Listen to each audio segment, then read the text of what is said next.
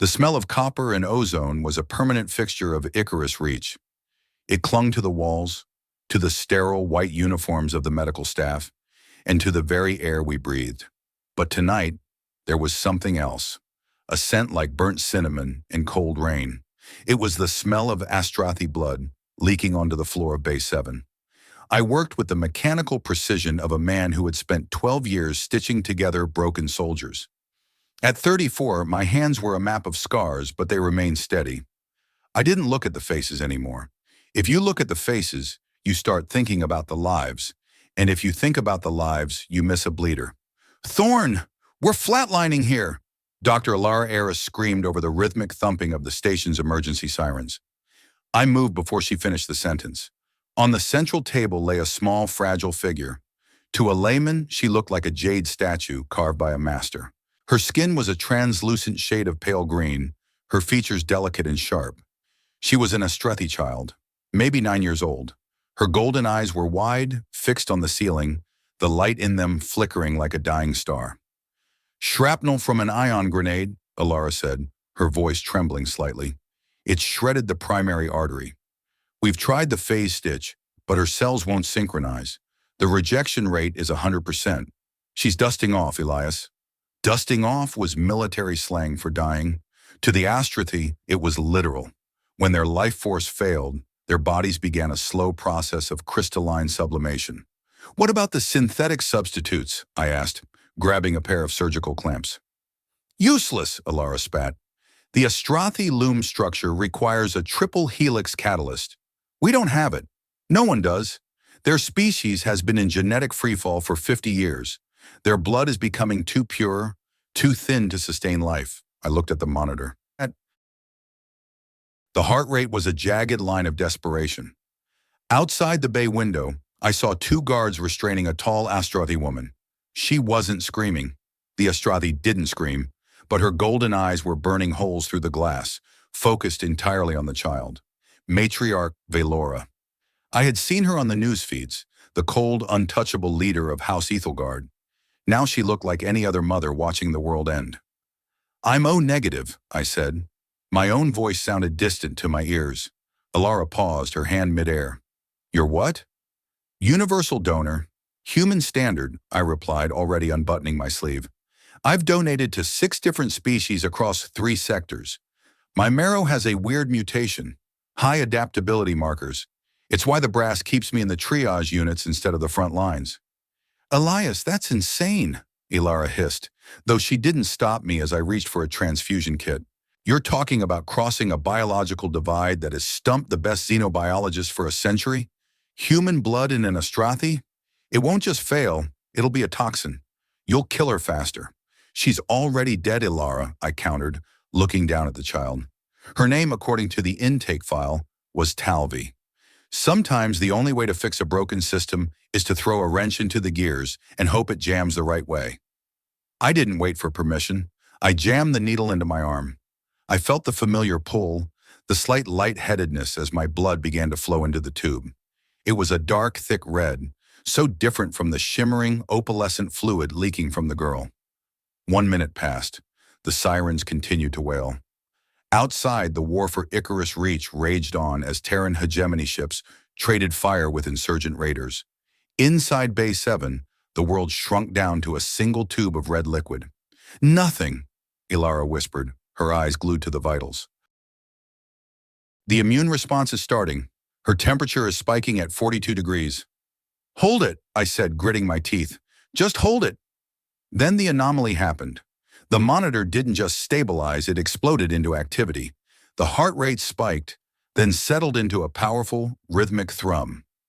The wound on Talvi's abdomen, a gaping tear that had resisted every regenerative protocol, began to knit together. It wasn't a slow healing process. It was a violent, visible reconstruction. Her skin didn't just regain its color, it began to pulse with a soft, bioluminescent glow. Talvi's eyes snapped to mine. They weren't vacuous anymore. They were searingly bright, gold turning to a deep, resonant amber.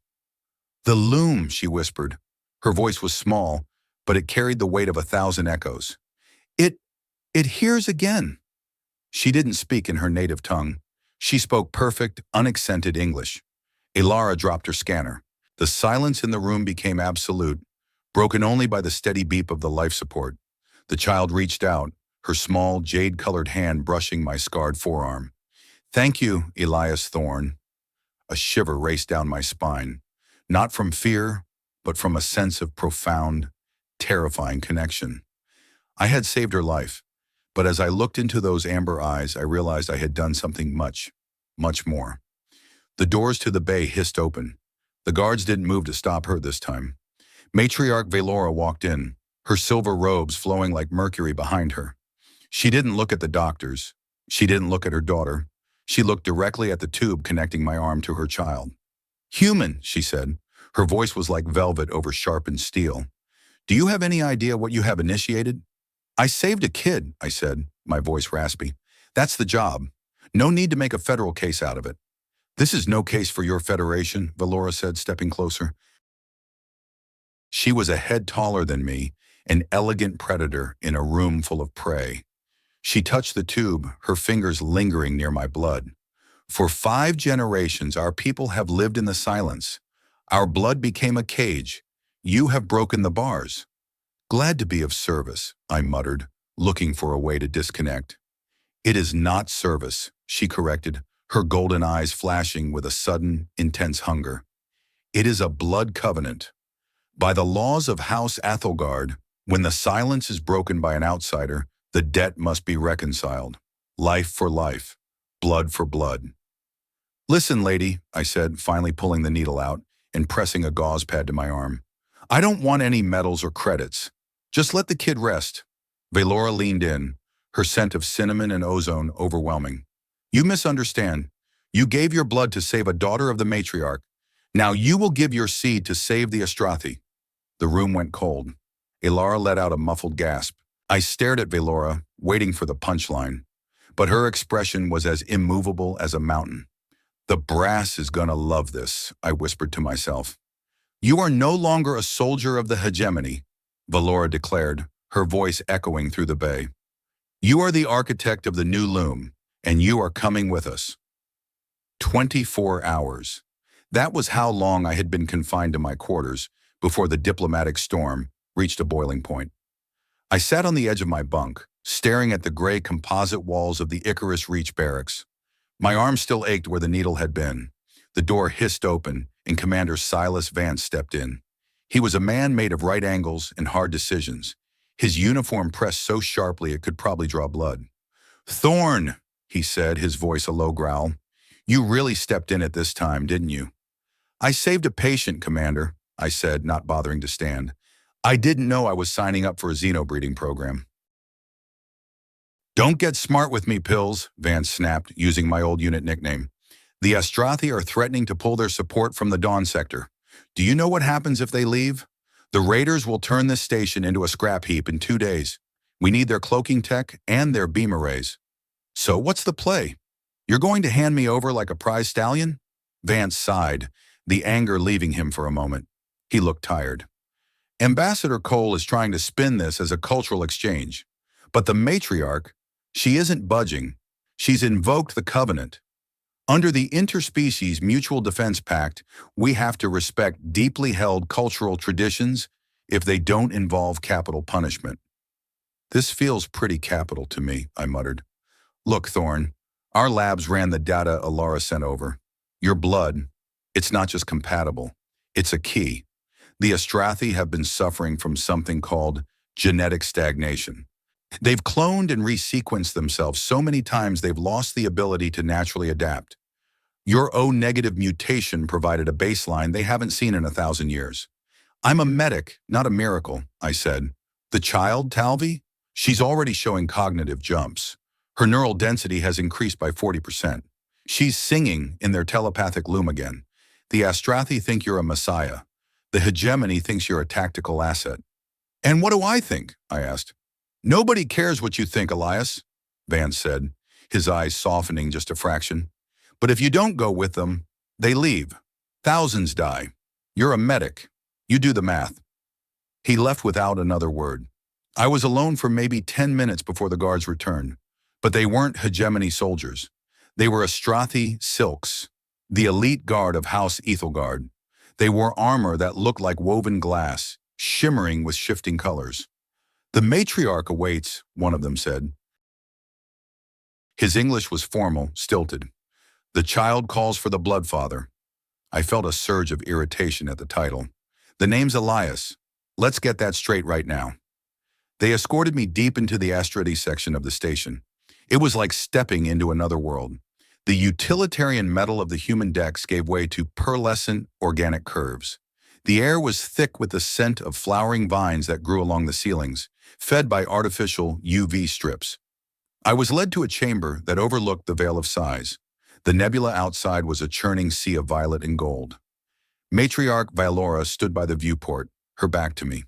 Talvi sat on a low, floating dais, playing with a set of crystalline spheres that hovered in the air, moving in response to her thoughts. When she saw me, the spheres dropped. "Elias!" she cried, running toward me. She didn't stop until she had crashed into my legs, her small arms wrapping around my waist. Among humans, she would have been considered a frail child. Here, she felt like a bundle of pure, vibrant energy. Her skin felt warm, unusually warm for an Astrathi. "I can hear you," she whispered, looking up at me. Her eyes were still that deep, haunting amber. "Not your words, your song. It's loud, like a drum." "It's just a heartbeat, kid," I said, tentatively patting her shoulder. "Nothing fancy."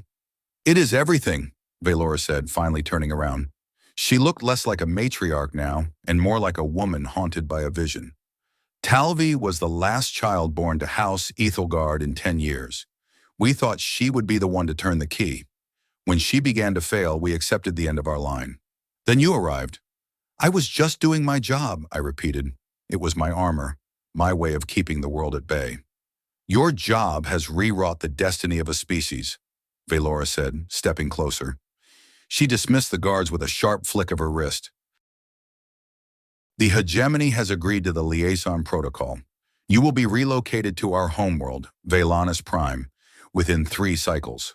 "I haven't agreed to anything," I said, my voice hardening. "I don't care about protocols. You can't just take someone." Vylora's expression didn't change, but a ripple of sadness crossed the mental bond I didn't even know we had yet. "You believe we seek to enslave you? To use you as a beast of burden for our nurseries?" "The word breeding compact was used, Vylora. I'm not exactly feeling the love."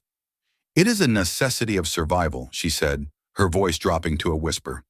"Our people are silent, Elias. Imagine a world where everyone you know is slowly losing the ability to speak, to feel, to remember. The Loom is our history, our soul. It is fraying. Without the infusion you provide, the Astrathi will become nothing more than beautiful, empty shells." She walked toward me until we were inches apart. She didn't touch me, but I could feel the heat radiating from her skin. "I do not ask this of you as a ruler. I ask it as a mother who wants her daughter to have a world to grow up in. I ask it as a woman who has forgotten what it feels like to have a heart that beats with purpose." I looked at Talvi. She was watching us, her head tilted to the side, her golden eyes full of a wisdom no 9-year-old should possess. "You're not just asking for a donation," I said. "You're asking me to give up my life, my people, my world." "I am asking you to build a new one," she countered. I looked back out at the nebula. I had spent my life patching up a world that seemed determined to tear itself apart. The hegemony was a cold machine. The war was a meat grinder that never stopped turning. Here, in this strange, pearlescent room, was a chance to actually make something. Something that wasn't a bandage or a tourniquet. But the price was my freedom, my agency. "I have conditions," I said, my voice cracking slightly. Vylora leaned in, her eyes burning with a sudden, fierce hope. "Name them." "First, I'm a doctor. I work. I want a lab, a clinic, the right to treat anyone who needs it, Astrathi or human. I won't be a bird in a gilded cage." "Accepted," she said without hesitation. "Second, Talvi, she stays with me. If I'm the blood father, then I'm her father. Period. No politics, no matriarch nonsense. I raise her." Vylora's breath hitched. She looked at her daughter, then back at me. A single crystalline tear tracked down her jade cheek. "That is a heavy request." but it is just accepted. And third, I said, looking her straight in the eye, this breeding stuff, we do it my way. No labs, no artificial synthesis. If we're going to create a life, we do it as people. We learn who we are first. I won't be a specimen. A slow, genuine smile spread across Velora's face. It was the first time I had seen it, and it was more beautiful and terrifying than the nebula itself. That, she whispered, is the most difficult condition of all, Elias Thorne. But it is the only one that matters. Outside, the station groaned as a distant explosion rattled the hull. The war was still there, waiting. But as Talvi took my hand, her skin glowing with the warmth of my own blood, I knew I wasn't going back to the barracks. I was stepping into the dark, hoping the wrench I had thrown would finally start the engine. The transport ship Ethel I did not descend into the atmosphere of Valonus Prime so much as it dissolved into it. The hull was composed of a semi-organic lattice that hummed at a frequency which made my teeth ache. It was a far cry from the rattling vibration of a hegemony dropship, where you could hear every bolt screaming for mercy. Here the silence was heavy and artificial. I stood by the observation port watching the clouds of the Veil of Sci's peel away like layers of dead skin. Below us, Valonus Prime emerged. From orbit, it looked like a marble of polished jade shot through with veins of pulsing neon. But as we dropped lower through the ionosphere, the beauty began to reveal its scars. Huge swathes of the northern hemisphere were gray and ashen.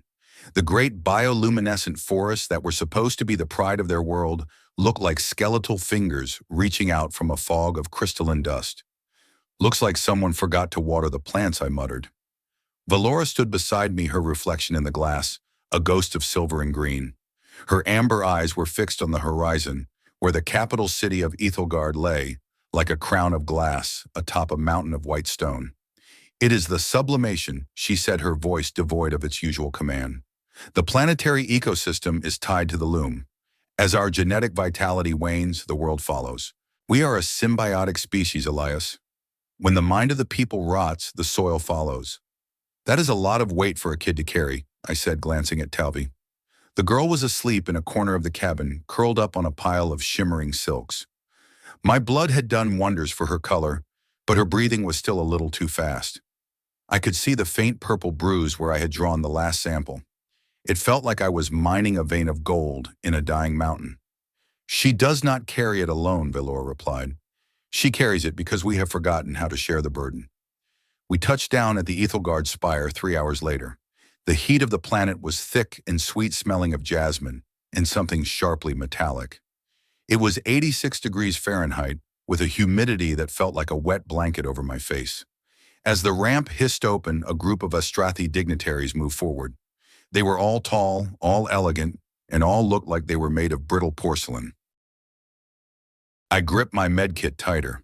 It was a battered olive drab box, a relic of the Terran's 7th Corps, in a world of iridescent beauty. I felt like a grease monkey at a royal ball. "Stay frosty, Elias," a voice crackled in my earbud. It was Agent Kalen Rossi, my handler from Hegemony Intelligence.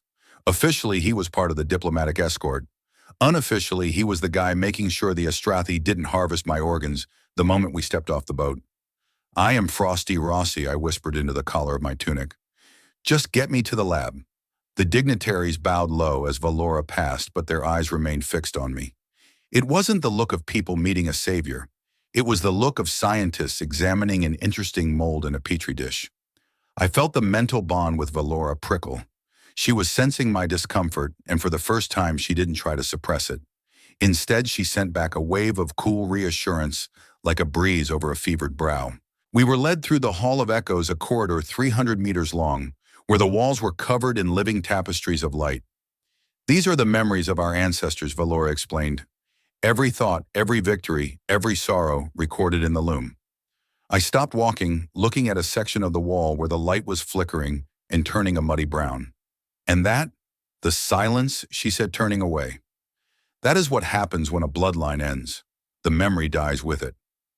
We reached the inner sanctum of the spire at sunset. The blue-white sun was dipping below the horizon, casting long, jagged shadows across the white stone floors. This was the heart of the Loom, In the center of the room was a massive crystalline structure that looked like a nervous system frozen in ice. It pulsed with a rhythmic golden light, but the pulses were erratic, like a heart skipping beats. Dr. Vex, the lead geneticist I had met on Icarus Reach, was already there.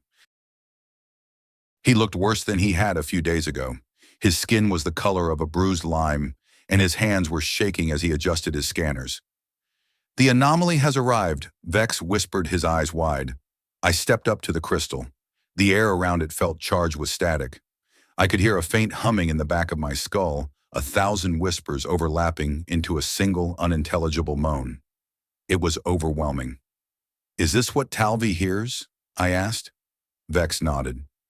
"Every child of House Ethelgard is born into the song, but for her the song is a scream. Your genetic markers. Elias, they act as a filter. They stabilize the signal." I looked at the girl who was now standing by the crystal, her hand hovering just millimeters from its surface. She looked at me, and for a second I saw a flash of terror in her eyes. "It's too loud," she whispered. I didn't think. I moved forward and grabbed her hand, pulling her away from the crystal. The moment our skin touched, the humming in my head stopped. The silence was sudden and deafening. Talvi let out a long, shaky breath and slumped against my leg. "How did you do that?" Vex demanded, scrambling forward with a handheld sensor. "I didn't do anything," I said, my heart hammering against my ribs. "I just held her hand." "Nova," Laura said, her voice hushed. "You chose to protect her. The Loom does not understand choice, Elias. It only understands obligation. By choosing her, you created a localized anchor. You are not just a donor. You are a shield." I looked down at the child clinging to my trousers. I had spent 15 years in the service of the hegemony, following orders and checking boxes. I had saved lives because it was my job. But in that moment, looking at Talvi, I realized that the math had changed. This wasn't a tactical assignment. This wasn't a diplomatic exchange. This was personal. "I need a drink," I said, looking at Vex, "and I need a lab that doesn't look like an art gallery. We have work to do." Later that night, after Talvi had been settled into her quarters and the dignitaries had retreated to their shadows, I found myself on a balcony overlooking the city. Lumina's fall was beautiful in the dark, the glowing lights of the buildings reflecting off the crystalline dust in the air. Elias. Rossi stepped out from the shadows of a nearby pillar. He was wearing civilian silks, but he still moved like a man with a gun strapped to his thigh. "Sit Rep Rossi," I said, not turning around. "The brass is getting twitchy, Elias. They don't like how close you're getting to the matriarch. They want you to start feeding us technical specs on the Loom. They think we can weaponize the interface if we can figure out how your blood bridges the gap." I turned to look at him. "Tell the brass to go blow it out their exhaust port. I am here to save a kid, not build a bigger bomb." Rossi sighed, leaning against the railing. "Don't be a hero, Elias. You're a speck in a galaxy of giants. These people, the Astrathi, they're not like us. They don't value the individual. To them, you're a biological patch kit. The moment they don't need you, they'll discard the casing." "Maybe," I said, "but right now they're the only ones trying to save a species." "What's the hegemony doing? Looking for a tactical advantage in a graveyard?" Rossi looked at me for a long time, his face unreadable in the blue light of the blue sun. "You're losing the mission, Elias. You're starting to care." I looked back at the city, at the flickering lights and the dying forests. "Is that a crime, Rossi? In our line of work?" He straightened his tunic. "It's a death sentence. Stay sharp. There's a group called the Pure Tides, radicals. They think you're an infection. They've been seen near the spire." "I'll keep my eyes open," I said. Rossi vanished back into the shadows, leaving me alone with the jasmine and the ozone. I felt a prickle at the back of my neck. I wasn't alone. Valora was standing in the doorway, her silver robes shimmering. "You speak with your people," she said. "I speak with a man who thinks he knows the world better than I do," I replied. "And do you? Do you know the world, Elias?" "I know that blood is just a liquid," I said, turning to face her. "It carries oxygen and nutrients and sometimes a few nasty viruses, but it doesn't carry a soul. You people think my DNA is some kind of holy grail. It's just a sequence of proteins." "Then why did the song stop when you touched her?" she asked, stepping onto the balcony. "Why did the silence retreat?" "Because she was scared and I was there," I said. That's not genetics, Valora. That's just being human. She looked at me, her golden eyes searching mine. Maybe that is the piece we are missing. We have spent 10,000 years perfecting the sequence, but we have forgotten how to be present in the moment. She reached out her hand, hovering near mine. I didn't pull away. The mental bond flared to life, a rush of images and sensations. I saw Velonis Prime in its prime, a world of emerald light and infinite song. I felt her loneliness, the crushing weight of a crown that was becoming a shroud. And then I felt something else, a flicker of something warm and terrifying. Choice, she whispered. The word hung in the air between us, a bridge over a void. I realized then that Rosie was wrong. The Astrathi weren't just using me. They were desperate for me. Not for my blood, but for the thing my blood allowed them to feel. Freedom. But as the night deepened and the blue sun vanished completely, I saw a spark of fire in the distance. One of the gardens at the base of the spire was burning. The pure tides had arrived, and they weren't coming for the blood. They were coming for the heart. The explosion at the base of the spire was not a loud one. It was a localized pulse of sonic energy that shattered every window within 200 meters and sent a shockwave through the loom that made me fall to my knees. It wasn't just noise. It was a psychic scream that felt like a hot needle being driven into my ears. Elias! Valora was already moving. She didn't stumble. She didn't falter. She was a matriarch of House Ethelgard, and the threat had triggered a cold predatory instinct in her that was terrifying to behold. She reached into the folds of her robes and pulled out a slender silver rod. With a flick of her wrist, it extended into a pulse stave, glowing with a lethal violet light. Rossi! I yelled into my comms, but all I got was static. The sonic pulse had fried the local electronics. We had to get to Talvi. The corridors of the spire were in chaos. Not the screaming, panicked chaos of a human riot, but a terrifying silent confusion. Astrathi were leaning against the walls, their hands over their eyes, their golden irises bleeding into white. The sonic attack had jammed their connection to the loom. They were like puppets with their strings cut. I grabbed my med kit and followed Valora. She moved through the hall like a ghost, her stave clearing a path through the day's guards. We reached the residential levels in 4 minutes. My lungs were burning, and my heart was doing a frantic 120 beats per minute, but I didn't stop. The door to Talvi's quarters had been blasted off its hinges. I pushed past Valora, my hand already reaching for the sidearm I had hidden in my medkit, a compact Terran kinetic pistol. It was loud, it was messy, and right now it was exactly what I needed. Inside the room, 3 figures were standing over Talvi's bed. They were Astrathi, but they were dressed in rough gray tunics, their skin marked with jagged black tattoos that looked like thorns. The pure tides. One of them was holding a glass vial filled with a dark bubbling liquid. He was leaning over the girl, his hand trembling. "Get away from her!" I roared, raising the pistol. The radical turned, his eyes fixed on me, with a hatred so pure it was almost beautiful. "Infection," he hissed.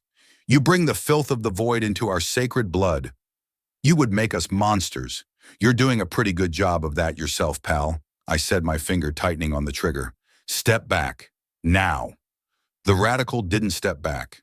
He raised the vial, intending to smash it on the girl's face. I fired. The kinetic round took him in the shoulder, spinning him around and sending the vial flying. It shattered against the far wall, releasing a cloud of black vapor that smelled like rotting meat. Valora was on the other 2 before they could react. Her pulse stave hissed as it connected with their chests, sending arcs of violet electricity through their bodies. They went down without a sound. I rushed to the bed. Talvi was curled into a ball, her eyes wide and glassy. She wasn't dusting off, but her skin was turning that terrifying shade of ashen gray again. "Elias," she whispered, her voice barely audible. "The song, it's breaking." I pulled her into my arms, pressing her head against my chest. "It's okay, kid. I've got you. Just listen to the drum, remember? Just the drum." I looked up at Valora. She was standing over the fallen radicals, her face a mask of cold fury. "They used a necrotic pathogen," she said, looking at the black stain on the wall. "It was designed to trigger a total systemic collapse. They would rather kill her than let her be changed by you." I looked at the radical I had shot. He was clutching his shoulder, his golden eyes fixed on me with a chilling certainty. "You cannot stop it," he gasped. "The blood knows. The Loom will reject the lie. I didn't answer. I reached into my med kit and pulled out a broad-spectrum antitoxin. I knew it wouldn't work on Astrathi biology, but I had to do something. I began to prep a syringe, my hands shaking with a mix of adrenaline and rage. "Don't, Elias," Velora said, stepping toward me. She put a hand on my arm. "The antitoxin will not help. Her system is fighting the Loom itself. She thinks she is a monster because that is what they told her." "Then we tell her something else," I said, looking at the girl. I looked at Talvi. "Listen to me. You aren't a monster. You're a girl who's going to grow up and see the stars. You're going to see the forest grow back. You're going to be okay because I'm not going to let anything happen to you. You hear me?" She looked at me, her amber eyes focusing for the first time since the explosion. "Why?" she asked. "Why do you stay?" "Because I chose to," I said. "Not because of a covenant or a law. I chose you." The girl's skin began to glow. It wasn't the erratic flickering of the Loom, but a steady warm light that seemed to pulse in time with my own heart. I felt the mental bond expand. It wasn't just Velora anymore. I could feel Talvi too. I felt her fear, her pain, and then I felt her acceptance. The gray tint faded. Her breathing slowed. Velora watched us, her expression unreadable. "You are rewriting our history, Elias," she said softly. "You are teaching us that the individual is not a flaw in the system." "I'm just a medic trying to keep his patient alive," I said, leaning back against the bed frame. "But I think we're done with the Spire. If the pure tides can get in here, it's not safe." "You are right," she said. "We leave for the Ethelgard Sanctuary in the southern forests. It is a place of old growth where the Loom is less dense. We can hide there while we figure out our next move." We left the city under the cover of the blue moon. Rossi met us at the secret hangar, his face bruised and his tunic torn. He looked like he'd gone 5 rounds with a heavy lifter. "The station's a mess, Elias," he said, handing me a fresh comms unit. "The Pure Tides have supporters in the High Council. This wasn't just a rogue cell. It was a coup attempt." "And the hegemony?" I asked. "Vance is pulling the diplomatic teams back to Icarus Reach. He says the sector is Fubar. He wants you on the last shuttle out." I looked at Velora, who was holding Talvi's hand. The girl looked at me, her amber eyes filled with a silent plea. "Tell Vance to go to hell," I said, taking the comms unit. "I'm staying with the patient." Rossi stared at me for a long time. "You're throwing away your life for a ghost ship, Elias." "Maybe," I said, "but at least it's my choice." We boarded a small, low-altitude skiff and headed south. The city of Luminous Fall shrank behind us, a crown of glass fading into the ashen fog. Below us, the skeletal forests stretched out for thousands of kilometers, a landscape of death waiting for a spark of life. I sat in the back of the skiff watching the girl and the matriarch. They were 2 of the most powerful beings on this planet, and yet they looked so small against the backdrop of a dying world. I realized then that the conflict wasn't just about genetics or politics. It was about the fear of the unknown. The Astrathi had lived in the same song for 10,000 years, and now a single human medic had introduced a new note, a note of discord, a note of hope. The sanctuary was located in a deep valley surrounded by cliffs of obsidian. It was one of the few places on the planet where the air was still clean and the water ran clear. As we touched down, I felt a sense of peace that I hadn't felt since I left Earth 15 years ago. "It is beautiful," Velora said as she stepped off the skiff. "It's a start," I replied. We spent the first few days in silence. I set up a makeshift lab in an old stone building that had once been a temple. I spent my hours analyzing blood samples and trying to map the interaction between my O-negative markers and the Astrathi triple helix. It was like trying to translate a poem into a mathematical equation. Some things just didn't fit. One evening, while I was working on a sequence of protein strands, Talvi came into the lab. She was wearing a simple green tunic, her hair tied back with a piece of silk. She looked like a normal child, and for a moment I forgot we were on an alien world light years from home. "What are you doing?" she asked, climbing onto a stool next to my workbench. "Trying to figure out why you're so stubborn," I said with a grin. She giggled, a sound that felt more precious than all the bioluminescent crystals in the spire. "Mother says the blood is a gift, but I think it's a bridge." "A bridge?" She nodded. "Like the ones in the old stories. You can't cross them alone. You have to have someone on the other side." I stopped working and looked at her. Where did you hear that? The Loom, she said, her eyes turning thoughtful. But it wasn't a loud song. It was a whisper. It said that the bridge is made of more than blood. It's made of promises. I reached out and ruffled her hair. You're a smart kid, Talvi. Too smart for your own good.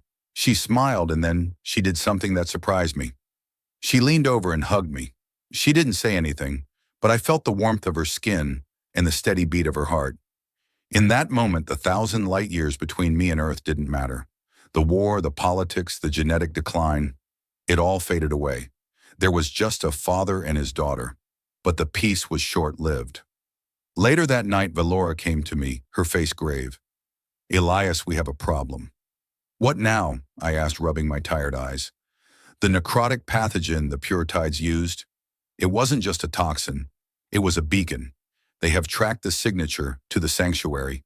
They are coming and they are not alone. How many? An entire division of the Silk Guard has defected, she said, her voice tight with betrayal. They believe that by destroying the anomaly, they can restore the Loom to its original purity. So we're trapped, I said, looking at the obsidian cliffs. We are outnumbered, Valora corrected, but we are not defeated. We have the sanctuary's ancient defenses, and we have you. Me? I'm a medic, Valora. I fix people, I don't win wars. You have already won the most important battle, she said, stepping close to me. You have won the heart of the child. Now you must help me protect it. I looked at my med kit, then at the kinetic pistol sitting on the table. I had spent my life trying to avoid the violence of the galaxy, but it seemed that the galaxy had other plans. I realized that if I wanted to keep the family I had chosen, I would have to fight for it. How much time do we have? I asked. 2 hours, she said. They will arrive at dawn. I took a deep breath. Okay. Tell the guards who are still loyal to dig in. I'm going to prep some specialized medical kits. If we're going to do this, we do it right, Elias, Valora said, reaching out to touch my hand. Yeah? Thank you for choosing us. I looked at her, her golden eyes filled with a mixture of fear and determination. Don't thank me yet, I said.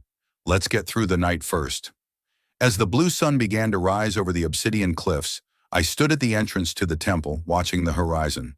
The first of the enemy skiffs appeared as tiny specks of light in the distance. I felt the mental bond flare, a chorus of hope and fear, a song that was finally starting to make sense. I wasn't just a donor anymore. I wasn't just a soldier. I was a protector, and I was going to make sure that the bridge we had built didn't break. The first shot rang out at exactly 6 in the morning. The war for the future of the Astrathi had begun, and for the first time in my life, I knew exactly what I was fighting for. It wasn't for a flag or a command. It was for the girl in the room behind me and the woman standing by my side. In the end, that was the only math that mattered. The dawn did not break over the obsidian cliffs of the sanctuary. It shattered. One moment, the valley was a deep, tranquil violet, the air tasting of damp stone, and the faint, sweet musk of the flowering vines. The next, a lance of white-hot thermal energy screamed down from the heavens, vaporizing the ancient stone watchtower on the eastern ridge. I didn't hear the explosion with my ears so much as I felt it in my marrow. It was a low, subsonic thump that rattled my ribcage and turned the peaceful song of the Loom into a dissonant screech. Elias, get down! Rossi's voice barked through my comms unit, sharp and jagged with adrenaline. I didn't need to be told twice. I grabbed Talvi by the waist and threw both of us behind the heavy basalt workbench of the makeshift lab. A split second later, the pressure wave hit. The high-arched windows of the temple blew inward, sending 1,000 glittering shards of glass scything through the air like lethal confetti. Talvi didn't scream. She burrowed her face into the crook of my neck, her small hands clutching my tunic so tightly I could feel her fingernails digging into my skin. I could feel her heart racing against mine, a frantic, staccato rhythm that mirrored my own. Pills, sit rep, Rossi was shouting, his voice competing with the sudden rhythmic thrum of low-altitude engines. I've got the kid, I grunted, checking my peripheral vision. The lab was a wreck. My centrifuge was a pile of twisted metal, and the glass slides containing our hope were nothing more than dust. We're in the temple basement. Where's the matriarch? She's at the perimeter, putting the fear of the stars into the defectors, Rossi replied. But they've got heavy armor, Elias. We're talking 3 grav tanks and a full company of Silk Guard who've gone rogue. This isn't a scrap, it's a zero dark 30 wipe. Copy that, I said, my voice hardening. I'm moving the kid to the inner sanctum. It's got 3 meters of solid obsidian on all sides. Stay frosty, Elias. If they breach, you bug out through the tunnels. Don't play hero. I clicked the comms off. Being told not to play the hero was a bit rich coming from a guy who was currently trying to hold back a tank division with a pulse rifle and a bad attitude. I looked down at Talvi.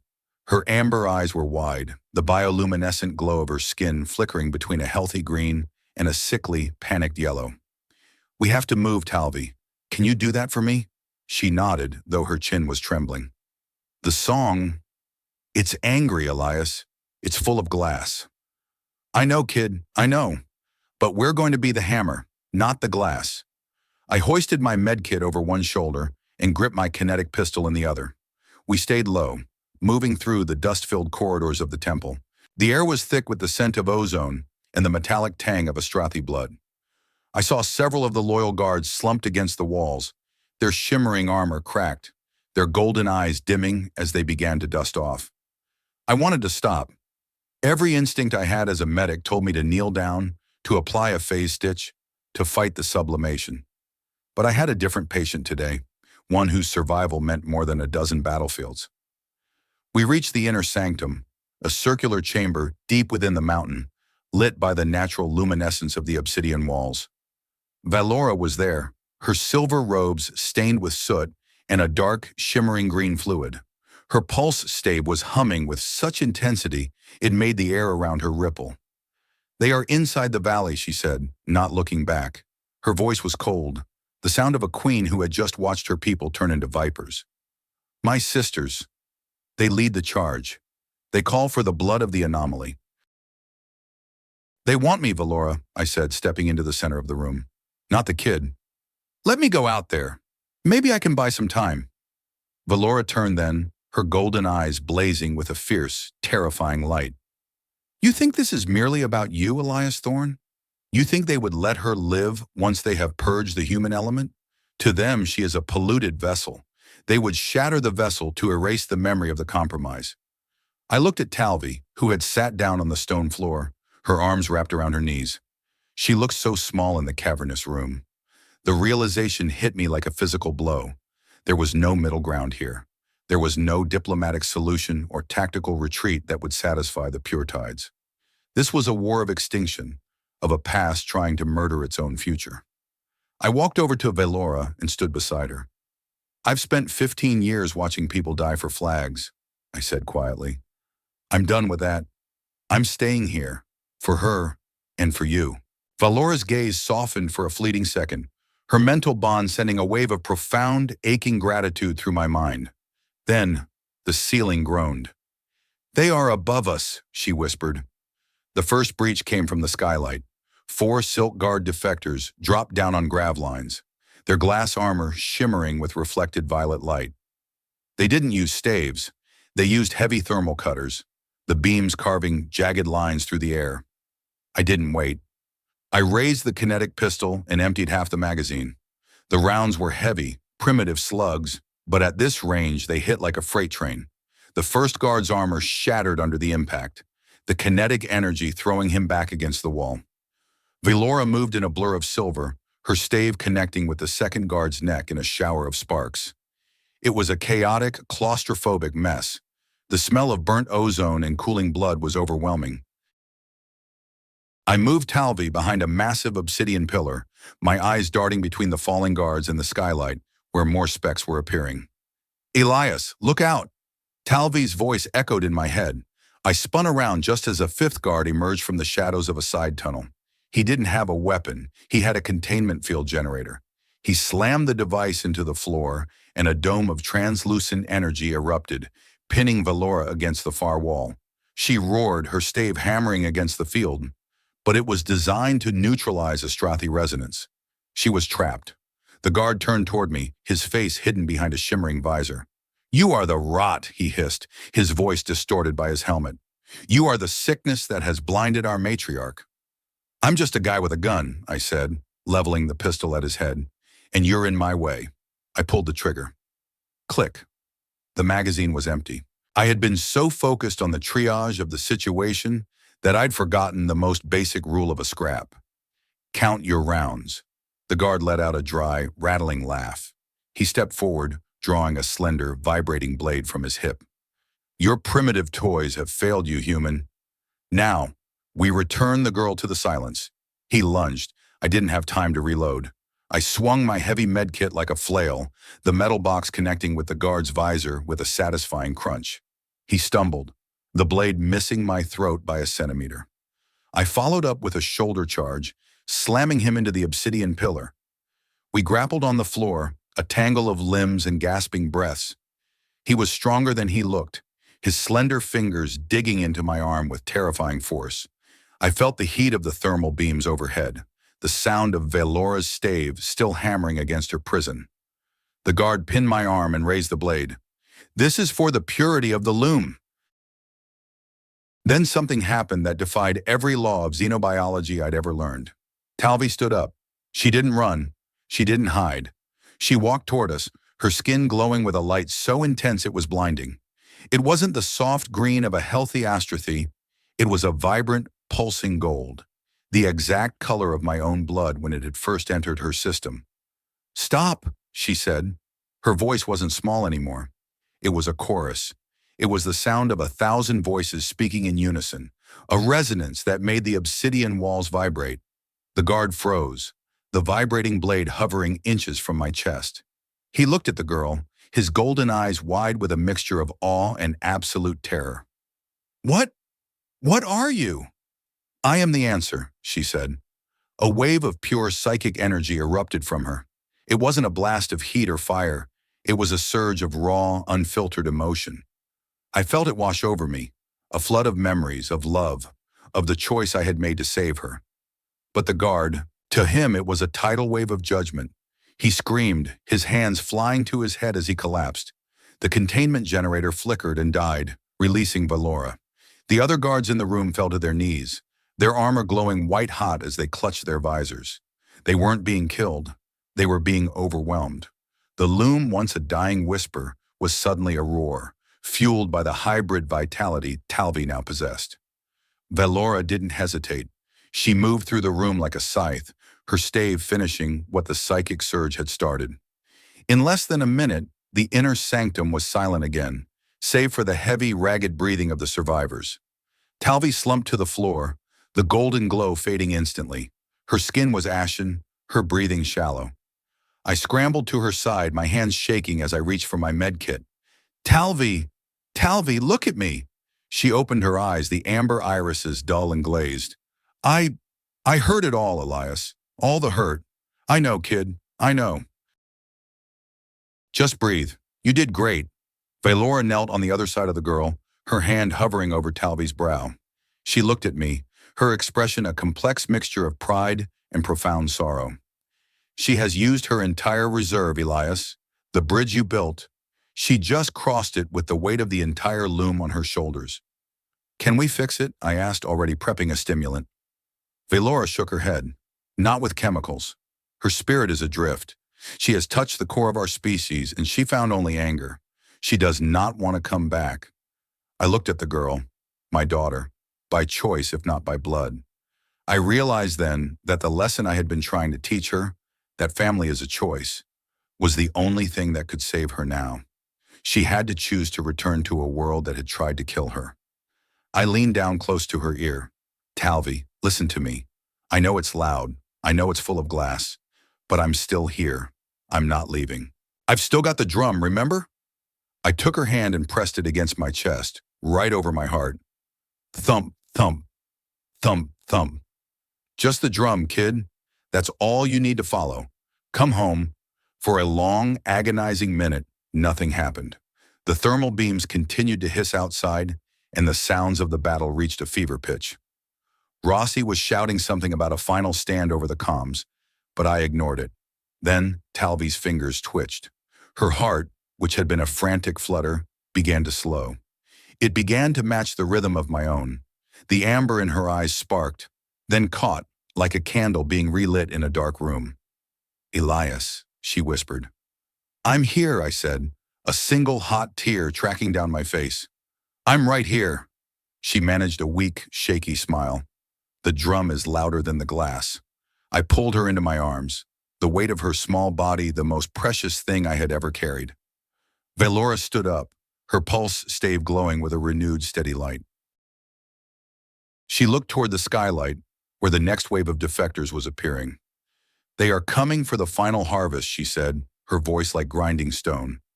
"Let them come," I said, standing up and reaching for my med kit. "I've still got some medicine they won't like." Through our bond, I felt Valora's spirit ignite. We weren't just a donor and a matriarch anymore. We weren't a human and an alien. We were a family standing in the ruins of an old world, ready to fight for the birth of a new one. And as the first thermal lance of the final assault struck the obsidian floor, I knew that the pure tides had already lost. They were fighting for a past that was already dead. We were fighting for the girl who had chosen to live. The secondary explosion took out the southern support pillar of the inner sanctum. The mountain itself seemed to groan in protest as millions of tons of obsidian shifted. Dust thick and gray like powdered bone choked the air, turning the bioluminescence into a ghostlight. "Elias! The tunnels!" Rossi was screaming over the comms, his voice distorted by static and the roar of collapsing stone. "The Silk Guard are breaching the lower levels. You're about to be the filling in a very nasty sandwich. Bug out! Now!" I didn't answer. I couldn't. I was too busy trying to keep Talvi from being buried under a fall of rock. Valora was a whirlwind of silver and violet energy, her stave parrying thermal bolts and shattering stone with equal ferocity. She was a god of the old world, fighting to keep the roof of heaven from falling on our heads. "Go," she commanded, her mental voice a sharp, clear bell in the chaos of my mind. "Take her through the veil tunnels. I will hold the breach." "No," I shouted, hoisting Talvi onto my back and securing her with a strap from my medkit. "We go together, Valora. That's the deal. There is no time for deals, human." She roared, her golden eyes flashing as she redirected a thermal lance back into the skylight. "If the Loom child dies, the future dies. Go." I hesitated for a heartbeat. My every instinct screamed to stay, to fight beside her, to die as a medic should, beside his comrade. But then I felt Talvi's small hands grip my shoulders. I felt her warmth, her quiet trust. I turned and ran. The veil tunnels were a labyrinth of natural obsidian tubes that wound through the heart of the mountain. They were narrow, dark, and filled with a cold, damp wind that smelled of ancient salt. I moved with a desperate, lung-burning speed, my boots slipping on the smooth stone.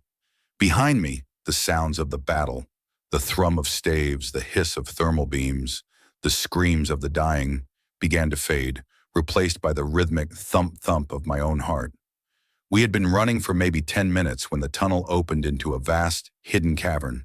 I stopped, gasping for air, my chest feeling like it was being crushed by a hydraulic press. I had to put her down. My legs were shaking so violently I was afraid I'd drop her. I unstrapped Talvi and sat her on a ledge of dark crystal. You okay, kid?" I panted, leaning my head against the cold wall. Talvi didn't answer. She was looking at the center of the cavern. I followed her gaze. My heart nearly stopped. In the center of the cave was a second crystalline structure, but it wasn't like the one in the spire. That one had been a nervous system, complex, beautiful, and dying. This one looked like a cage. It was a jagged obsidian monolith wrapped in chains of glowing white energy. It didn't pulse with a heartbeat. It hummed with a low, oppressive drone that made the very air feel heavy. Around the base of the monolith were rows of ancient pods, thousands of them, each containing a desiccated Astrathi form, frozen in a state of perpetual, crystalline sleep. "What is this place?" I whispered, my hand instinctively reaching for my pistol. A shadow moved from behind the monolith. Dr. Vex stepped into the light. He looked different. His lab coat was gone, replaced by a dark hooded robe. His eyes weren't those of a scientist anymore. They were the eyes of a man who had stared into the void and seen something he liked.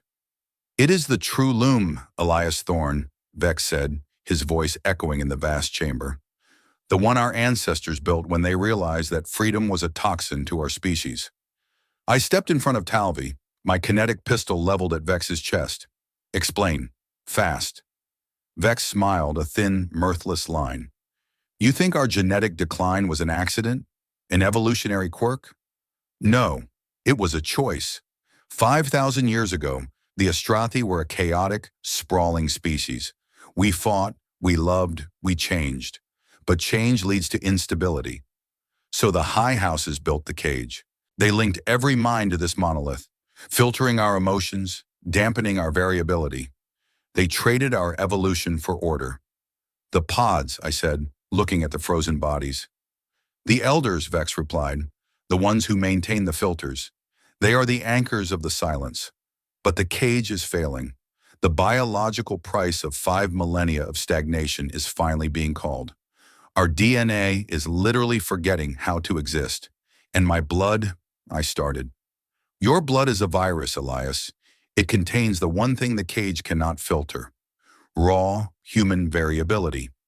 When you gave it to Talvi, you didn't just save her life. You introduced a sequence of chaos into the system. You're not the cure, medic. You're the revolution. So why the pure tides? Why try to kill her? Vex's expression turned tragic. Because the High Council is afraid. They would rather see the species go extinct in silence than live in the noise of a new world. They sent the Silk Guard to purge the anomaly so they could rebuild the cage one last time. And you? I asked. Whose side are you on? I am a man of science, Vex said, stepping toward the monolith. I want to see what happens when the cage is opened. He reached out a hand toward the white energy chains. The pure tides were a distraction, a catalyst to bring you here. The Loom child is the only one with the resonance to shatter the seals. She is the key, Elias. I felt a surge of cold fury. You used her. You used all of us. I ensured the survival of our race, Vex roared, his composure finally breaking. If the cage remains, we are ghosts in 5 generations. If she breaks it, we become something new, something we haven't been in 5,000 years. He looked at Talvi. Break it, little one. Touch the monolith. Release the song. Talvi looked at me, her amber eyes filled with a terrifying, ancient clarity. I can hear them, Elias. The thousands of voices in the pods. They're crying. They want to wake up. Don't do it, Talvi, I said, my voice low and urgent. You don't know what will happen. Vex is playing God with your life. Vilora's voice suddenly erupted in my mind, a scream of warning. Elias, the cage is a trap. It will consume her. I spun around as the tunnel entrance exploded. Valora stumbled into the cavern, her robes shredded, her stave broken in 2. Behind her, a dozen Silk Guard defectors poured into the chamber, led by a woman with hair like spun silver and eyes of cold flint. The High Matriarch's sister, Valora's own blood. End this madness, the sister commanded, her thermal lance pointed at Vex. The anomaly must be purged. It was a standoff. 3 sides, 1 child, and a monolith that held the fate of a world. Elias, what do I do? Talvi's voice was a whisper in my head, full of a child's desperate need for guidance. I looked at the radicals, ready to kill a child for their purity.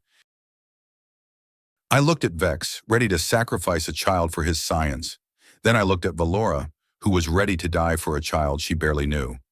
I realized then that the lesson wasn't just for Talvi, it was for me. I had spent my life following protocols, treating symptoms, and trying to stay objective. But there is no objectivity in a family. There is only the choice of who you stand with when the world starts to burn. I holstered my pistol and walked over to Talvi. I sat down on the crystal ledge and took her hands in mine. Talvi, I said, looking her straight in the eyes. I can't tell you what's going to happen. I don't know if the cage is a prison or a life support system. But I know one thing. What? She whispered. You're not a key. You're not a virus. And you're not a savior. You're a 9-year-old girl who likes jasmine and lullabies. And whatever you choose, I'm standing right here. I looked at Vex, then at the Silk Guard. If she touches that thing, she does it because she wants to, not because you told her to. And if any of you move toward her, I will tear this mountain down on all our heads. The silence that followed was absolute. For the first time, the loom wasn't a roar or a scream. It was a bated breath. Talvi looked at the monolith, then back at me. She reached out and touched my cheek, her skin warm and glowing. I want to hear the song, Elias, she said. The real one. She stood up and walked toward the obsidian monolith. The white energy chains began to hum, a high-pitched whine that made the cavern vibrate. The silk guard raised their lances. Valora braced herself. Vex held his breath. Talvi placed both hands on the blackstone. For a second, nothing happened. Then the obsidian began to crack. A blinding light erupted from the monolith. Not white, not green, but a spectrum of colors I didn't have names for. It was a visual representation of 5,000 years of suppressed emotion, released in a single, infinite second. The shock wave threw everyone back. I hit the stone floor hard, the air being driven from my lungs. The scream that filled the cavern wasn't a scream of pain. It was the sound of a world waking up from a long, gray dream. I fought to open my eyes. The energy chains were gone. The pods were opening, the desiccated forms within gasping as the first fresh air in millennia hit their lungs. The cage had been broken. But Talvi, she was still standing at the center of the light, her small frame glowing like a miniature sun. I could see her silhouette, her arms outstretched, her head thrown back. She was the conductor of the symphony, her hybrid blood the only thing keeping the raw power of the uncaged loom from vaporizing everything in the valley. Talvi, I screamed, trying to crawl toward her. I felt a hand on my shoulder. Valora was there, her face illuminated by the kaleidoscopic light. She was weeping, not with sorrow but with the sheer, overwhelming intensity of a million minds suddenly reconnecting. It is done, Elias, she said, her voice a chorus of 1,000 echoes. The silence is over. The light began to fade, settling into a soft, steady glow that filled the cavern. The silk guard had dropped their weapons, some of them weeping, others staring at their hands as if seeing them for the first time. The radicals' hatred had been washed away, replaced by the crushing reality of what they had almost destroyed. Vex was gone, vanished into the shadows of the tunnels. I reached Talvi just as the last of the light subsided. She fell into my arms, her body cold, her skin a dull, ashen gray. Talvi, I whispered, my heart freezing in my chest. Talvi, talk to me. I checked her pulse. Nothing. I checked her breathing. Nothing. I didn't think. I didn't triage. I grabbed the emergency syringe from my med kit, a concentrated dose of my own blood I'd kept for an extreme emergency, and slammed it into her primary artery. Come on, kid. Don't you dare leave me. Not now. I began CPR, the rhythmic thump-thump of my hands on her small chest, the only sound in the silent cavern. 1, 2, 3, 4. Breathe. 1, 2, 3, 4. Breathe. I did it for 5 minutes. 10. My arms were screaming. My vision was blurring with exhaustion and tears. Valora knelt beside me, her hands hovering over us, her mental bond a frantic, pulsing static. Elias, Valora whispered. She is gone. She gave everything to the song. No, I roared, refusing to stop. She's my daughter. I chose her. She doesn't get to leave. I leaned down and pressed my lips to hers, blowing the last of my breath into her lungs. Thump, thump. I felt it. A tiny, infinitesimal flutter under my palms. Thump, thump. Talvi gasped, her body jerking as if she'd been hit by a live wire. Her eyes snapped open, the amber irises glowing with a fierce, defiant light. Elias, she croaked. I'm here, I sobbed, pulling her into a crushing hug. I'm right here, kid.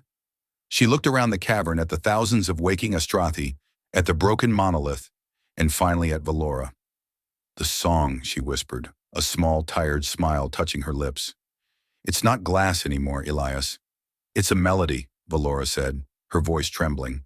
A new one. As the suns of Valoni's prime began to rise over the obsidian cliffs, we walked out of the tunnels and into a world that was no longer silent. Thousands of Astrathi were emerging from the sanctuary, their golden eyes bright with the confusion and wonder of the newly awakened. The war wasn't over. There would be political fallout, scientific questions, and the inevitable fear of a people who had forgotten how to feel. But as I looked at the girl walking between the matriarch and the human medic, I knew that we had already won. We hadn't just saved a species. We had chosen to become a family. And in a galaxy of a billion stars, that was the only miracle that mattered. The silence had been a cage, but the noise was a storm. For 5,000 years, Velonis Prime had breathed in a rhythmic, artificial monotone. Now it gasped. As I walked out of the obsidian tunnels with Talvi's small hand anchored in mine, the atmosphere of the planet felt different. It was no longer just air and nitrogen. It was a pressurized soup of raw, unfiltered emotion. The newly awakened Astrathi were everywhere, staggering through the emerald tall grass of the sanctuary like survivors of a massive shipwreck. Some were laughing with a terrifying, hysterical intensity, while others were curled in fetal positions, weeping at the sudden, sharp beauty of the wind against their skin. My head felt like it had been put through a molecular deconstructor. The mental bond with Valora, which had been a slender thread, was now a roaring fiber optic cable. I could feel her exhaustion, her burgeoning hope, and a jagged spike of anxiety that tasted like bitter almonds. "Elias, look up," Talvi whispered. I followed her gaze. The blue-white sun was half hidden behind the obsidian peaks, but the sky wasn't clear. Breaking through the ionosphere were several streaks of fire. Not the graceful, shifting light of Astrathi vessels, but the cold, clinical orange of Terran hegemony atmospheric thrusters. "Vance is early," I muttered, pulling Talvi closer to my side, and he didn't come alone. I counted 42 descent trails. That wasn't a diplomatic escort. It was an extraction task force. The hegemony had seen the psychic flare of the monolith's destruction from orbit, and like a shark sensing blood in the water, the brass had decided it was time to move in. Rossi met us at the base of the temple steps, his face a map of fresh bruises and dried blood. He looked like he'd been dragged through a hedge backward and then stepped on by a heavy lifter. He was holding a long-range scanner, his thumb tapping the screen with a nervous, staccato rhythm. "Pills, we've got a situation," Rossi said, his voice dropping into that low, gritty rasp he used when things were about to go south. "The fleet's ignoring the standby orders. Colonel Silas Vance is in the lead ship, but he's got a couple of high-command suits with him. They're calling the uncaging a biological hazard event." "Hazard event?" I spat, looking at an Astrathi couple nearby who were touching each other's faces as if discovering the concept of skin for the first time. "They're finally waking up, Rossi. This is a miracle, not a hazard. Tell that to the guys with the orbital cannons, Elias. To the hegemony, a miracle they can't control is just a threat they haven't neutralized yet. They're coming for you. And the kid. Mostly the kid." Valora joined us, her silver robes tattered, but her posture as unyielding as a mountain. She looked at the descending ships, her golden eyes narrowing. Her people were still too disoriented to defend themselves. The Silk Guard was in shambles, half of them still reeling from the mental feedback of the cage's collapse. "The humans will not take her," Valora said. The resonance between her words was different now, warmer, more jagged, more alive. "House Ethelgard has paid its debt in blood. We will not pay it in souls."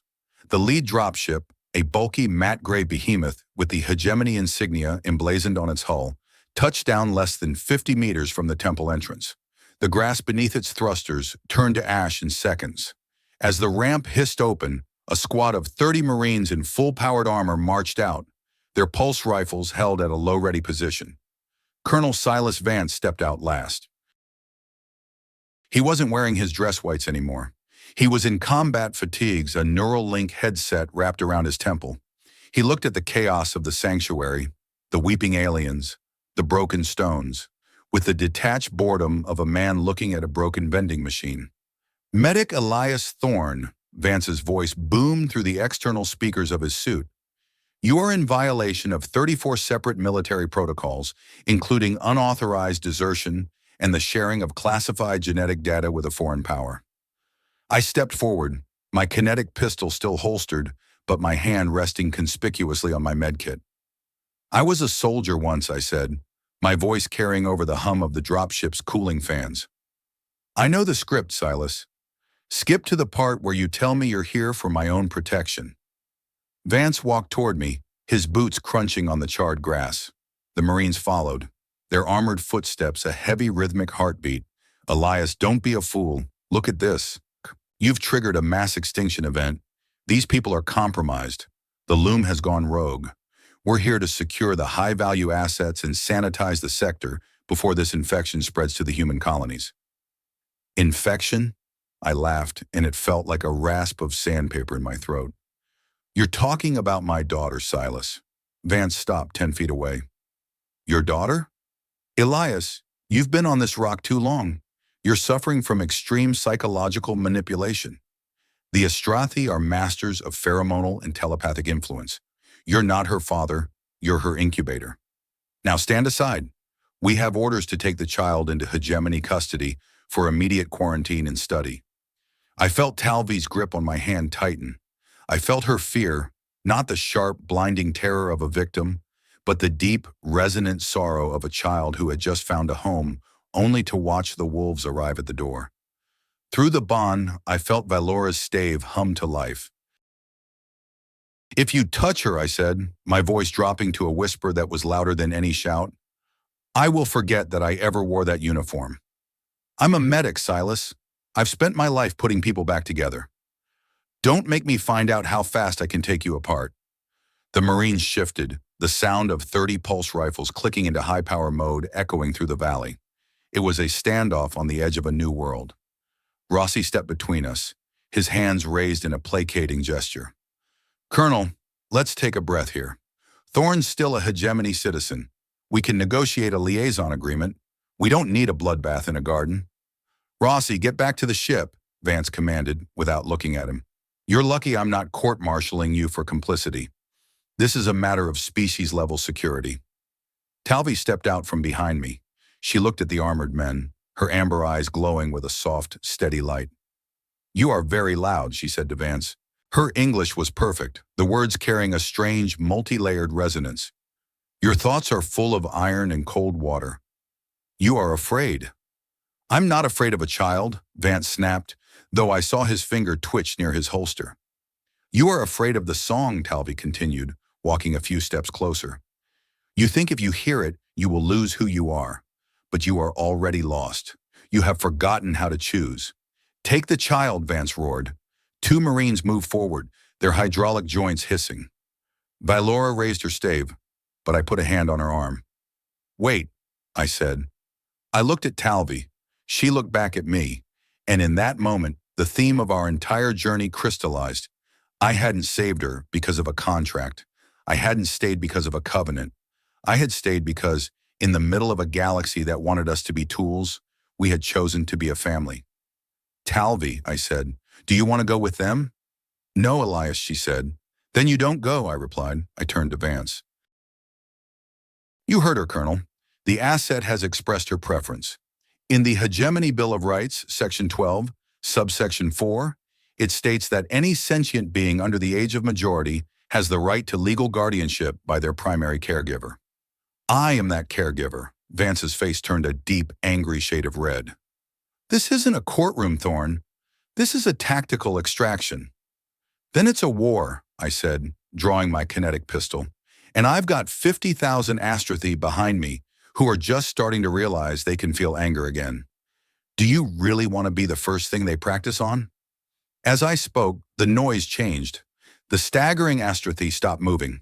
One by one, they turned their golden eyes toward the human Marines. It wasn't a coordinated military maneuver. It was a collective realization. The silence was gone, and in its place was a fierce, protective resonance that began to make the air vibrate. Valora's stave emitted a pulse of violet light that sent a ripple through the grass. We are no longer the puppets of the cage, she said, her voice echoing in the minds of everyone in the valley. We are the architects of our own destiny, and Elias Thorne is our kin. Vance looked at the Marines, then at the thousands of golden irises fixed on him. He saw the noise becoming a physical force, a psychic weight that began to interfere with his suit's sensors. His HUD flickered, and I saw the first sign of doubt in his eyes. He was a man who understood firepower, but he didn't understand the power of 1,000,000 people finally finding their own voices. Elias, he said, his voice dropping, You're making a mistake. You're picking the wrong side. I looked at Talvi, then at Valora.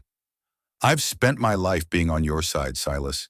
It was the loneliest 15 years of my life. I think I'll try this one for a while. Vance stared at me for a long time. Then he looked at Talvi, who was still holding my hand. He saw the bridge we had built. Not a bridge of DNA, but a bridge of choice. Withdraw to the perimeter, Vance finally ordered, his voice tight. But this isn't over, Thorne.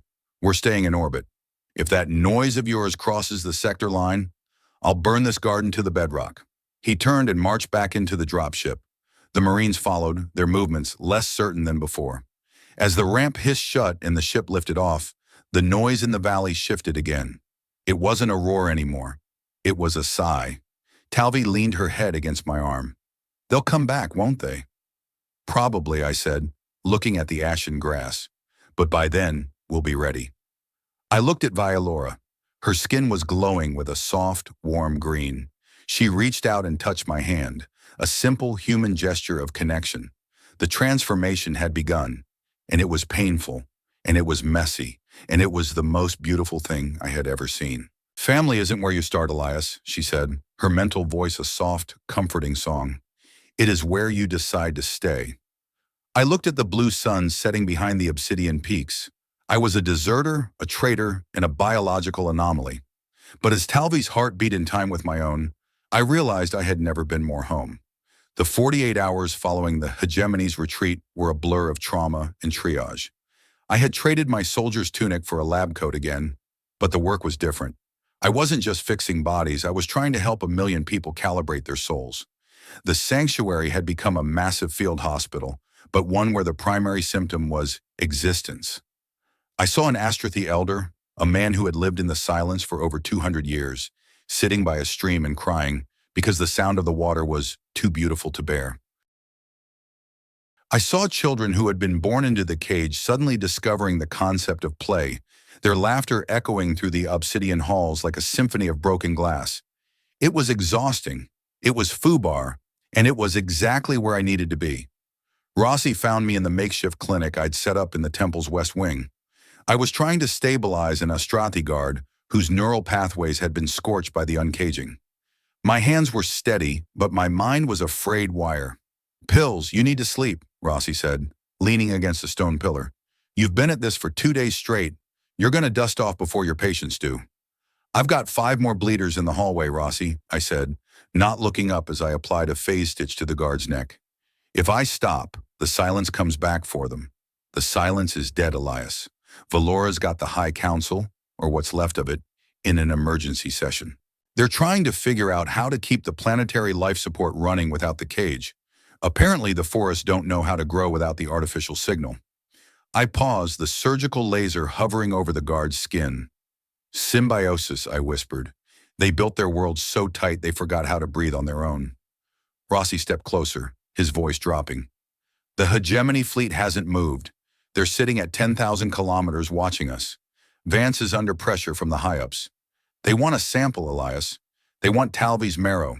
They think if they can replicate the hybrid sequence, they can create a human loom, a way to link our own soldiers into a collective consciousness. I felt a surge of cold, familiar rage. They see a miracle, and they want to make it a hive mind. God, I hate the brass. They're sending a shuttle in 3 hours, Rossi continued. Official request for medical consultation. If you refuse, they're authorized to use kinetic penetrators on the spire. They're calling it a surgical strike to eliminate the radical elements. I looked at the guard on the table. He was breathing now, his golden eyes flickering open. He looked at me, and for a second I felt a flash of his thoughts. A memory of a jasmine flower he'd seen a century ago, but couldn't name until now. Tell them to send the shuttle, I said, but I'm the only one who meets them. Elias, that's suicide, Rossi said. I'm a medic, Rossi. I'm used to bad odds. I finished the procedure and walked out into the courtyard. The air was cool, the 2 suns of Velonis Prime casting long, prismatic shadows. Talvi was there, sitting in the grass with a group of Astrathi children. They were holding hands, their skin glowing in a synchronized rhythm. They weren't singing, they were just being. I sat down next to her, the grass feeling like velvet beneath my tired legs. They're scared, Elias, Talvi said, her amber eyes fixed on the sky. The big metal birds are still up there. They want to take the song away. I won't let them, kid, I said, pulling her into a half-hug. How? You're just one man. You don't have a stave or a tank. I have something better, I said. I have the truth. 3 hours later, the Hegemony shuttle touched down. It was a smaller craft this time, a sleek diplomatic courier. The ramp lowered and 2 men stepped out. One was a civilian scientist in a white lab coat, looking around with a predatory curiosity. The other was Colonel Silas Vance. Vance looked at me, his face a mask of weary professionalism. Thorne, you have the marrow samples? I stood in the center of the courtyard, Talvi standing just behind me. I wasn't holding a weapon. I was holding a small, glowing crystal, a piece of the broken monolith. I have something better, Silas, I said. Vance stopped 5 meters away. The scientist, a man named Doctor. Eris, Alara's brother, I realized with a pang of sorrow, stepped forward. Medic Thorne, the genetic potential of this child is the most significant discovery in human history. We can eliminate mental illness, war, and dissent. We can create a unified humanity.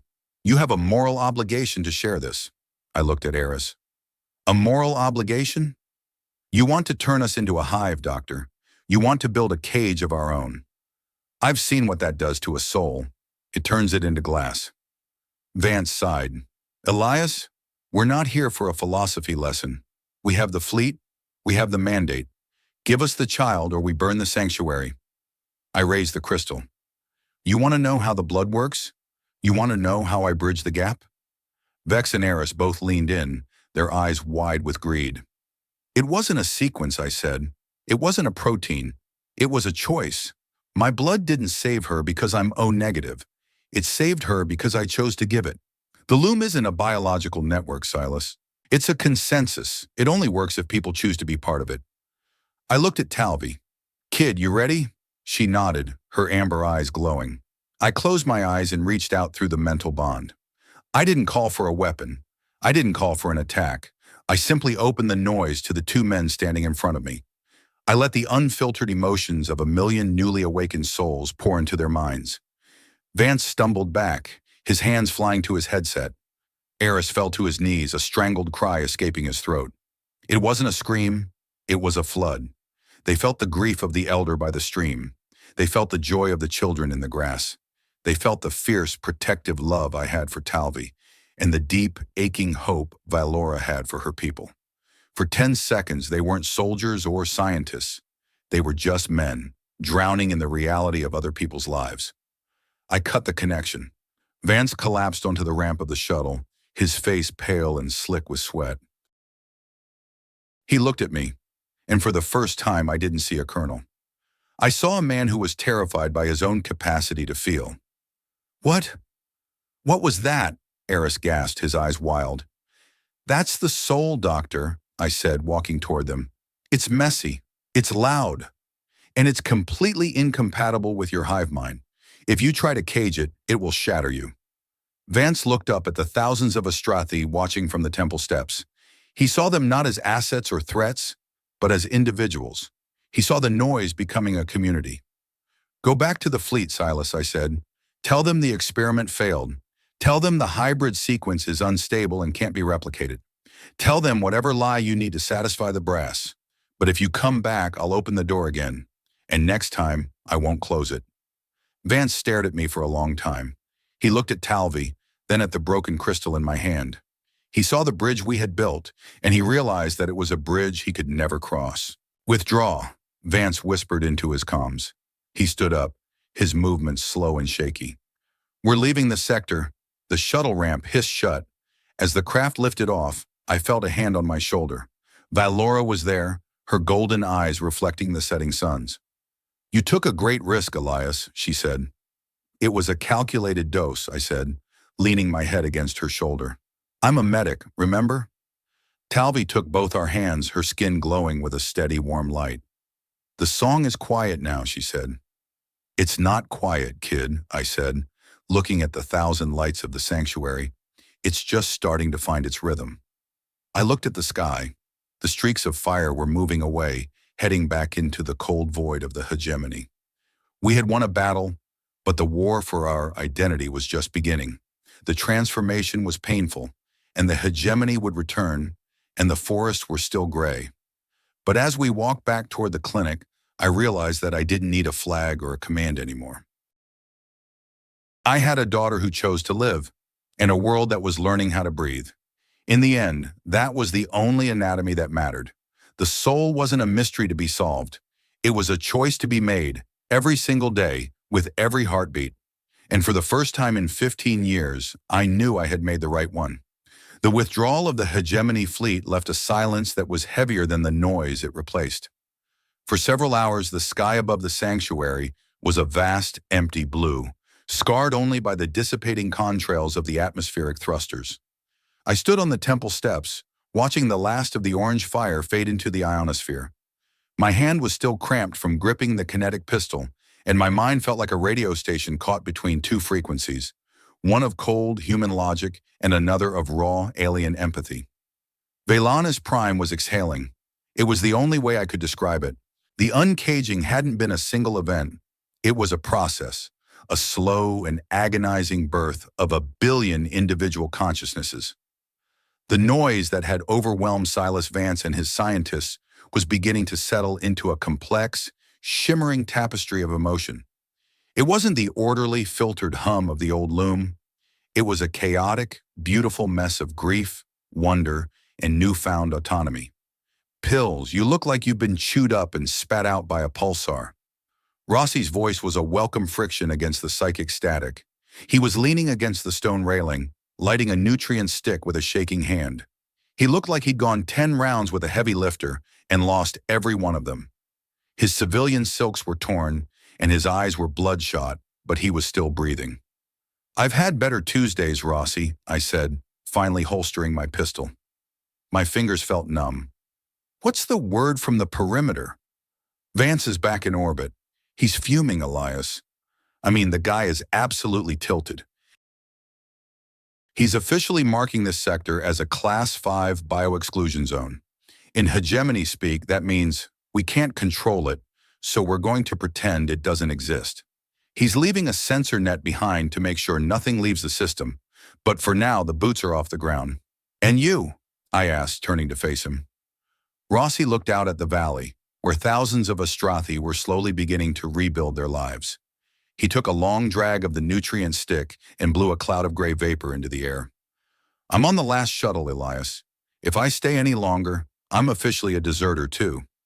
The brass wants me back for a debriefing that's probably going to involve a lot of bright lights and uncomfortable questions." He looked at me, his expression softening into something like genuine respect. "You're really doing this, aren't you?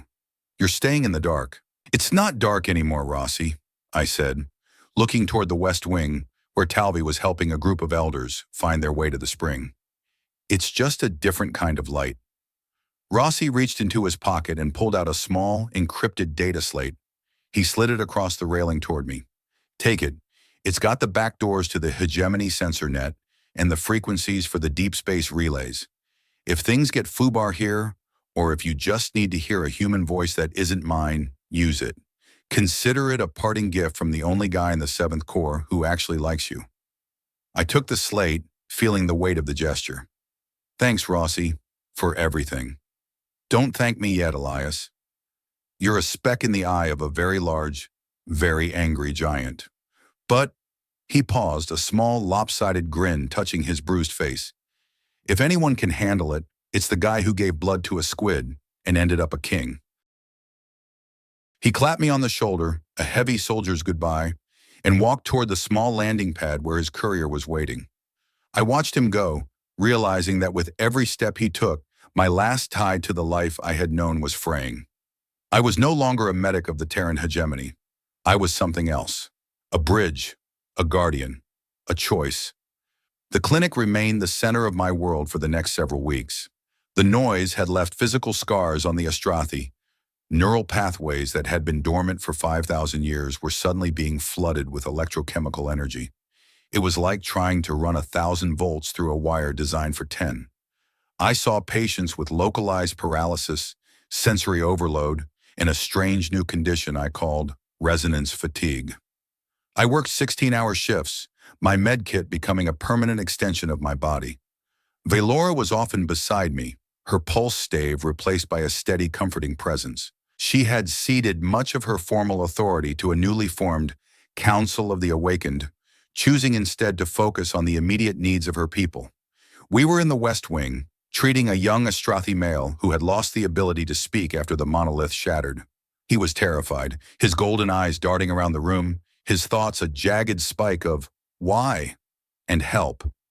Easy, son, I whispered, pressing a cooling patch to his temple. Just follow the drum. Remember? Thump, thump, thump, thump. The boy's breathing slowed as he focused on the rhythm I was projecting. I felt Valora's mind slide into place beside mine, a warm, silken thread that stabilized the boy's fractured ego. For a few minutes, we were a tripod, human, alien, and the space between, holding the boy steady while his brain rewired itself. When the boy finally fell into a natural, healthy sleep, Valora looked at me across the table. Her skin was a vibrant, deep green, glowing with the health of someone who was no longer breathing through a filter. You are changing them, Elias, she said. Not their blood, but their understanding of pain. Pain is just data, Valora, I said, wiping my brow with a sterile cloth. It only becomes suffering when you're alone in it. That's the first thing they teach you in combat medic school. Valora leaned against the stone workbench, her amber eyes searching mine. And what do they teach you about love? I stopped, the cloth midair. They don't teach you about that, I said quietly. That's the part you have to figure out on your own. During the 0 dark 30 shifts when you're the only thing standing between a patient and the silence. Valora reached out and touched my hand. Her fingers were cool, but the mental bond was a roaring fire. We are no longer alone in it, Elias.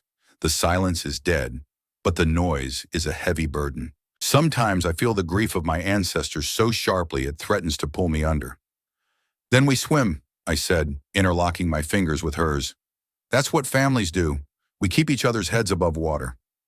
The humanistic theme was no longer an abstract concept to me. It wasn't a line in a medical textbook or a piece of hegemony propaganda. It was the weight of Valora's hand in mine. It was the way Talvi looked at the stars without fear. It was the choice to stay when the entire galaxy was telling me to run. As the first month passed, the physical transformation of Velonis Prime accelerated. The gray, ashen forests were beginning to sprout new growth, not the rigid, artificial patterns of the old world, but a wild, chaotic bloom of colors I had never seen before. The planetary ecosystem was responding to the uncaging, its symbiotic link with the Astrathi mind, now reflecting the diversity and variability of the noise. One evening, while I was sitting on the balcony overlooking the healing valley, Talvi came to me. She was 12 years old now, or at least she had the biological maturity of one. The hybrid vitality in her system had accelerated her growth, making her a tall, slender figure of jade and amber. Elias? She asked, leaning against the railing. Yeah, kid. The song is different tonight. It feels soft, like the lullabies you used to hum when I was small. I smiled, looking out at the shimmering lights of the sanctuary.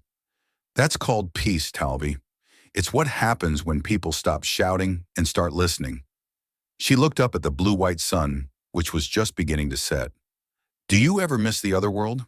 The iron and the cold water?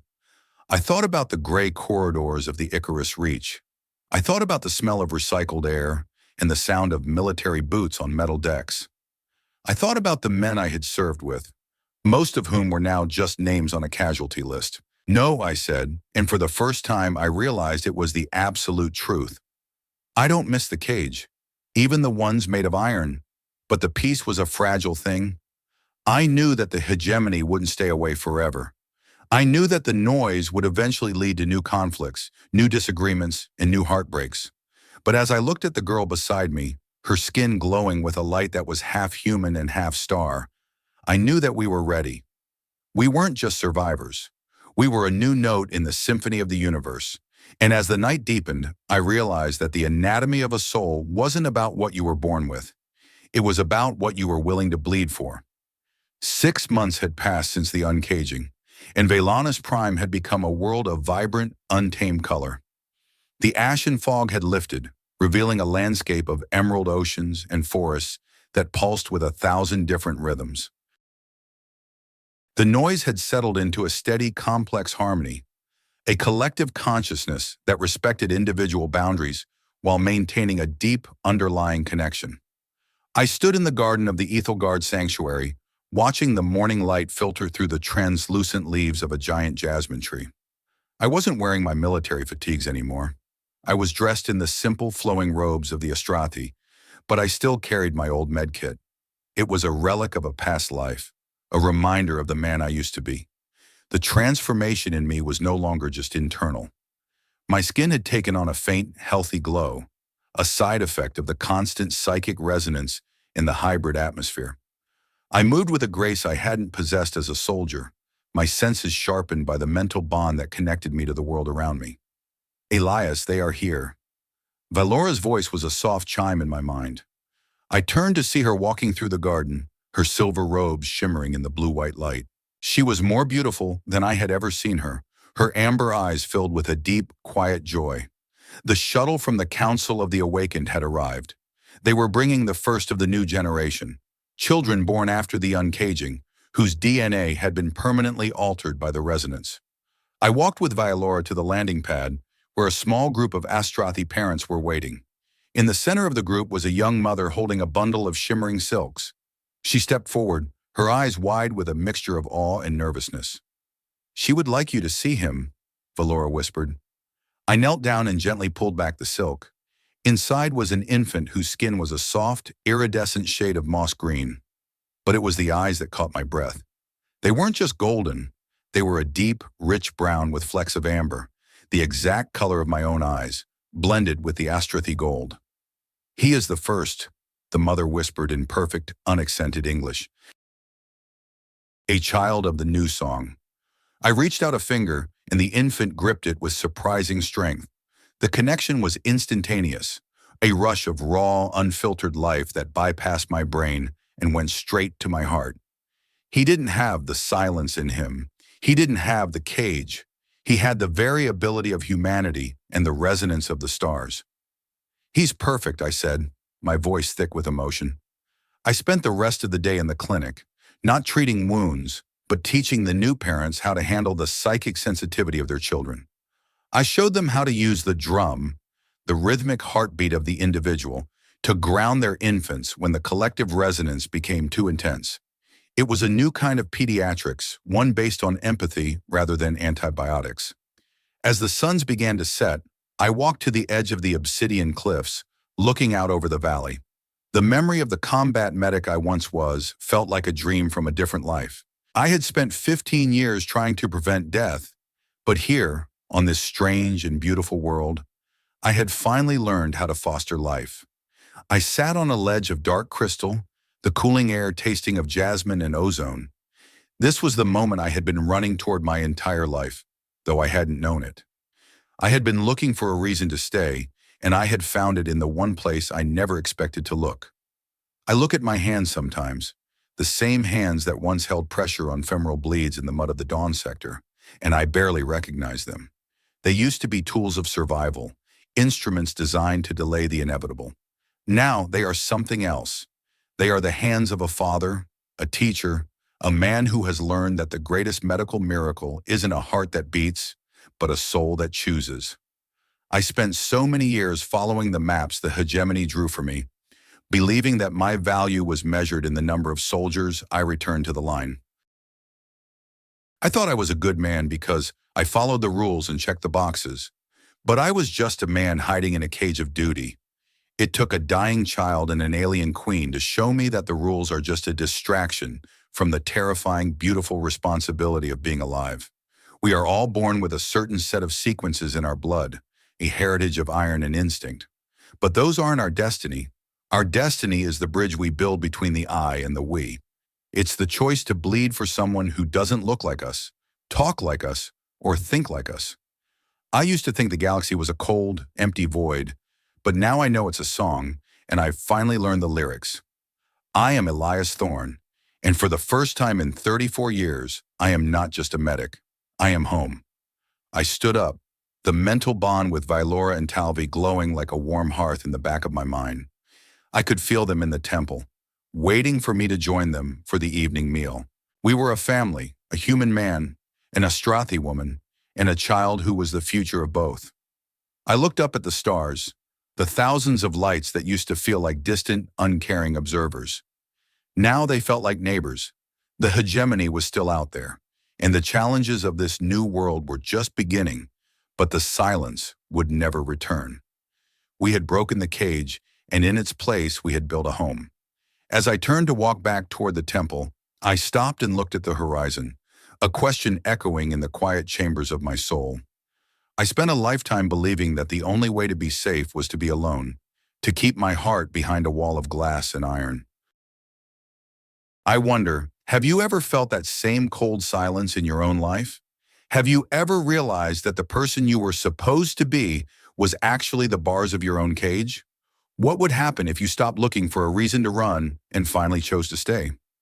Who are the people in your world, the ones not bound by blood or law, that you would give your own life to save, just so they could hear their own song? The blue sun dipped below the peaks, and I walked into the light of the temple. I didn't look back at the stars. I had everything I needed right here. I took Talvi's hand as she ran to meet me, her laughter a bright, clear note in the evening air. "Just the drum, kid," I whispered. "Just the drum."